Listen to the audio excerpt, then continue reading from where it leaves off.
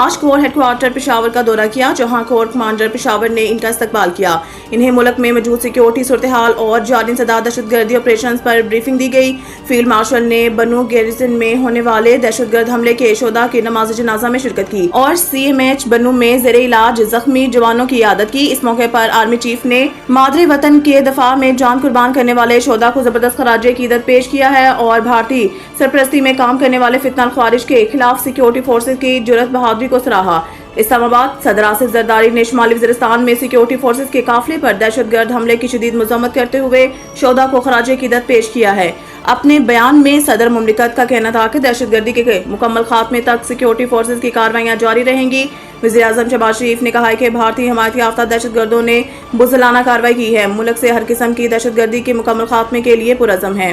وفاقی وزیر داخلہ محسن نقوی نے کہا ہے کہ شہدائے وطن کے خاندانوں کے ساتھ کھڑے ہیں اور انہیں تنہا نہیں چھوڑیں گے۔ وزیر اعلیٰ پنجاب مریم نواز نے کہا ہے کہ وطن پر جان نچھاور کرنے والے شہداء ہمیشہ ہمارے دلوں میں زندہ رہیں گے۔ سندھ کے سینئر وزیر شرجیل میمن نے کہا ہے کہ پوری قوم اس حملے کا جواب اتحاد اور عزم سے دے گی۔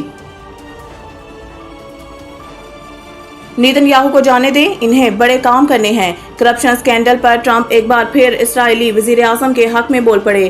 سوشل میڈیا پلیٹ فارم پر جاری بیان میں کہا ہے کہ اسرائیل میں جو نیتن یاہو کے ساتھ جو کیا جا رہا ہے وہ خوفناک ہے۔ یہ کیسے ممکن ہے کہ اسرائیلی وزیر اعظم سارا دن عدالت کے کمرے میں گزارے اور وہ بھی ایک ایسی چیز پر جس کا وجود نہیں۔ انہوں نے کہا کہ اسرائیل وزیر اعظم یرغمالیوں کی بازیابی کے لیے حماس سے ڈیل کی کوشش میں ہے۔ اسرائیلی وزیر اعظم کے خلاف اس نوعیت کی عدالتی کارروائی ایران اور حماس سے ڈیل کرنے میں رکاوٹ بنے گی۔ ٹرمپ نے دعویٰ کیا ہے کہ نیتن یاہو نے امریکہ کے ساتھ مل کر ایران کے نیوکلیئر پروگرام کے خلاف بڑی کامیابیاں بھی حاصل کی ہیں۔ نیتن یاہو کو اس انداز سے انتقام کا نشانہ بنایا جا رہا ہے جس سے امریکہ میں وہ خود گزرے ہیں۔ ڈونلڈ ٹرمپ نے کہا ہے کہ امریکہ ہر سال اسرائیل پر اربوں ڈالر خرچ کرتا ہے، جو کسی بھی ملک پر خرچ کی جانے والی رقم سے زیادہ۔ امریکہ اس عدالتی کارروائی کو ہرگز برداشت نہیں کرے گا۔ امریکی صدر نے دعویٰ کیا ہے کہ نیتن یاہو کے خلاف یہ عدالتی کارروائی ہماری فتح کو گنا دے گی۔ نیتن یاہو کو جانے دیا جائے، انہیں بڑے کام کرنے ہیں۔ ایران نے IAEA کو جوہری تنصیبات تک رسائی سے روک دیا۔ ڈپٹی اسپیکر کے مطابق رافیل گروسی اور ان کے ٹیم کے معائنہ کار اب ایران کے جوہری مقامات پر داخل نہیں ہو سکیں گے۔ ایران اپنی قومی خود مختاری اور سلامتی پر کسی قسم کا سمجھوتہ نہیں کرے گا۔ حمید رضا نے دعویٰ کیا ہے کہ ایجنسی کی رپورٹ کے ذریعے ایرانی تنصیبات سے متعلق اہم ڈیٹا اسرائیل تک منتقل کیا گیا ہے، جو ایران کی قومی سلامتی کے لیے خطرہ ہے۔ ایران فیصلے سے عالمی جوہری نگران ادارے اور مغربی طاقتوں میں تشویش کی لہر دوڑ گئی ہے۔ بین الاقوامی رد عمل کا امکان ظاہر کیا جا رہا ہے۔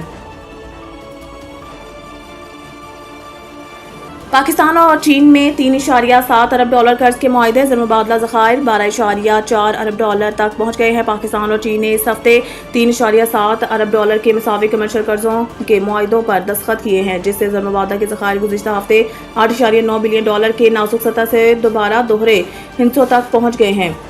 یہ معاہدہ IMF کے ساتھ رواں مالی سال کے اختتام پر مجموعی زر مبادلہ ذخائر 14 بلین ڈالر تک پہنچنے کے وعدے کو پورا کرنے میں بھی مدد دے گے۔ سرکاری ذرائع نے نجی ٹریبیونل کو بتایا ہے کہ industrial and commercial bank of China اور بینک آف چائنا نے جمعے کو مجموعی طور پر 1.6 بلین ڈالر کے معاہدوں پر دستخط کیے ہیں۔ یہ رقم کل تک، جو موجودہ مالی سال کا آخری دن ہے، جاری کی جائے گی۔ ایک موقع پر ایسا لگا کہ چین اس ہفتے 1.6 بلین ڈالر کے معاہدوں پر دستخط نہیں کرے گا، جس کے نتیجے میں پس پردہ اکنامک ڈپلومیسی کی گئی ہے۔ ذرائع نے بتایا ہے کہ نائب وزیر اعظم اسحاق ڈار نے وزارت خزانہ کی درخواست پر ان معاہدوں کو حتمی شکل دینے میں اہم کردار ادا کیا ہے۔ ڈار نے 19 مئی سے چینی حکام کے ساتھ رابطے شروع کیے، جس کے نتیجہ میں اس ہفتے 3 چینی کمرشل بینکوں کے ایک کنسورشیم سے 2.1 بلین ڈالر کے کمرشل قرض پر دستخط اور اس کی ادائیگی ہوئی۔ خیبر پختونخوا میں مزید بارشوں اور ممکنہ سیلاب کا خدشہ، PDM کا الرٹ جاری۔ ہنگامی الرٹ کے مطابق مختلف اضلاع میں سیلاب، لینڈ سلائیڈنگ اور شہری علاقوں میں اربن فلڈنگ کا خطرہ ظاہر کیا گیا ہے۔ PDM کے مطابق سوات، چترال، ایبٹ آباد، مانسہرہ، پشاور، بنوں اور وزیرستان کے علاقوں میں شدید بارشوں سے ندی نالوں میں طغیانی اور سیلابی کیفیت پیدا ہونے کا امکان ہے۔ دریائے سوات، پنجگورہ اور ان کے معاون ندیوں میں پانی کی سطح میں نمایاں इजाफा मुतवक्किर है, जबकि दरियाए काबिल में आइंदा 48 घंटों के दौरान कम दर्जे के सैलाब का खदशा जाहिर किया गया है। पहाड़ी इलाकों में लैंड स्लाइडिंग और नशीबी इलाकों में मुकामी नदी नालों के तगियानी में आने का इम्कान भी मौजूद है, जिसके बायस PDMA ने जिला इंतजामिया को अलर्ट जारी करते हुए पेशगी इकदामात की हिदायत जारी कर दी है। रेस्क्यू 1122 और दीगर इमदादी इदारों को चौकन्ना न रहने, दस्तयाबी वसाइल को अबरूए कार लाने और एमरजेंसी रिस्पांस को यकीनी बनाने की हिदायत की गई है। PDMA ने मुकामी इंतजामिया को हसास मकामात पर ट्रैफिक कंट्रोल, नदी नालों और ड्रेन सिस्टम्स की सफाई और मुतबादल रास्तों की निशानदेही की हिदायत भी दी है।